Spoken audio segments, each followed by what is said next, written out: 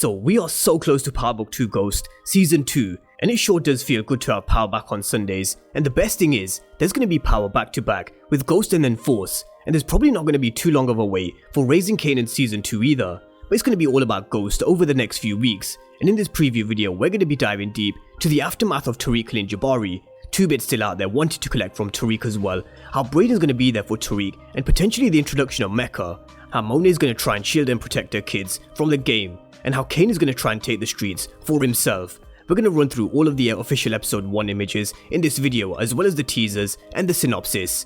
But of course, if you're new to the channel and you haven't done so already, then remember to smash the subscribe button if you want to see everything Power Book 2 Ghost and Power Universe related. But let's get straight into all things Power Book 2 Ghost, with the synopsis telling us that things are going to be picking up pretty much straight away from the aftermath of Jabari's death.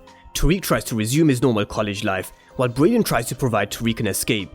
Monet makes plans for the business to protect her children. Kane seeks out a new family to take the streets for himself, and we'll be breaking down the synopsis as we run through this video as usual, but it's going to be a new term, and this term at Stansfield for Tariq is going to be heavily focused on ethics in his canonical studies class. Ironically, he had an ethical dilemma and choice to make when he killed Jabari last season, and we'll be picking up with Carrie questioning Lauren and Tariq if they've seen their professor.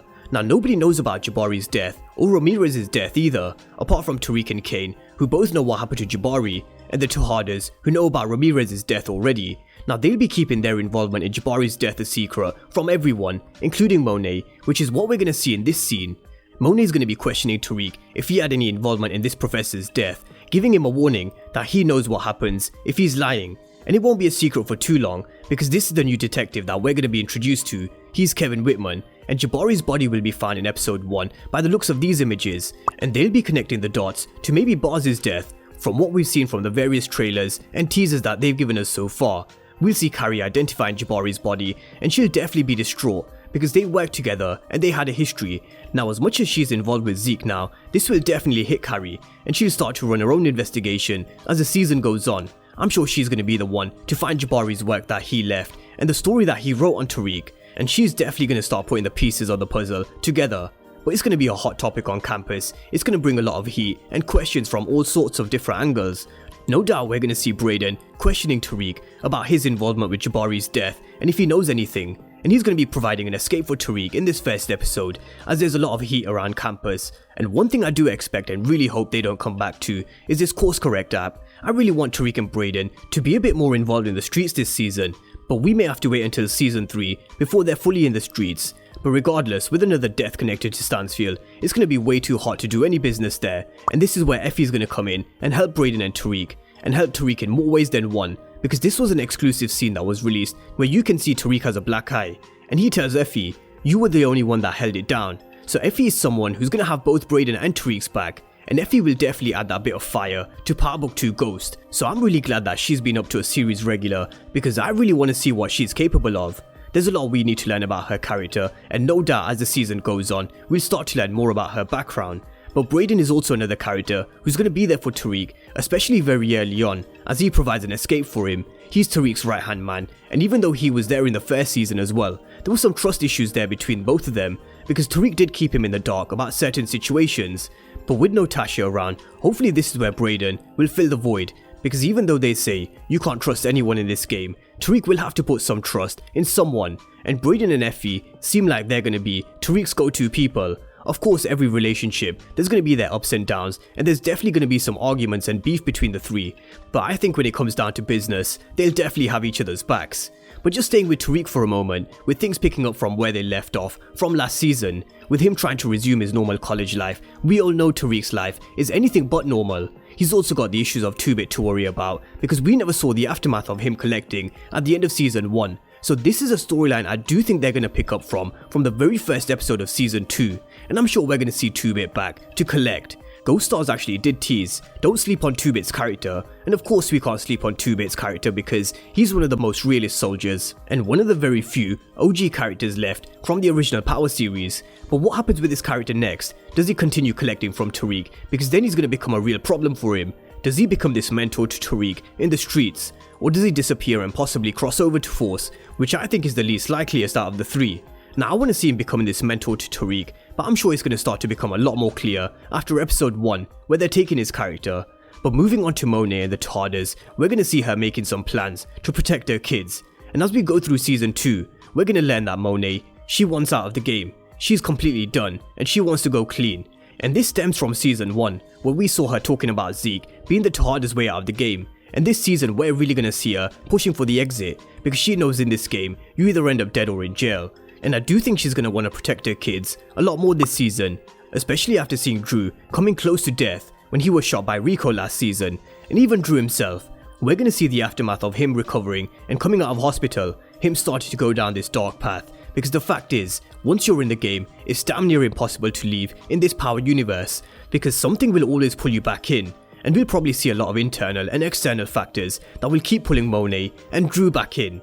Now with Diana, I think she'll fall between two people, Tariq and Monet, and she'll definitely start to fall for Tariq even more, especially after they sleep together, which we know they will. But in episode 1, we're gonna see her being pulled over. Now what for? We're just gonna have to wait and see. But this is where Ramirez really did come in handy for the Tejadas. He was on hand to protect them in the streets on more than one occasion last season, but that protection is now gone thanks to Kane. But we're still gonna see Monet meeting Kane, as well as accepting him back into the family, but he'll be seeking out a new family to take the streets for himself. And this is gonna be with Mecca. For those of you who watched my character breakdown on Kane, I went through in detail how he's always wanted to feel this respect and love from Monet and Lorenzo. But because he's never got this from his family, he's gonna try and get this from elsewhere, which is gonna be with Mecca. Now I'm sure we've all seen this scene between Kane, Mecca and Lil Guap, which I wouldn't be surprised if it's from the very first episode, as we get introduced to Mecca's character, because I definitely expect us to be introduced to him, because Monet is now without a connect after she killed Rico, and he'll conveniently return to New York at the exact time she needs a new connect. But something definitely feels off about Mecca's character. I feel they weren't being completely truthful in the interviews that were released a few days back about how there's no connection between Lorenzo and Mecca. I do feel there is a connection somewhere. Even if it's not with Lorenzo, we know that Monet comes from Brooklyn and she might have a past and history with Mecca. So I'm sure this will start to be revealed when we do see Mecca and Monet coming face to face for the first time in season 2, which we know they will because they're going to be in bed together.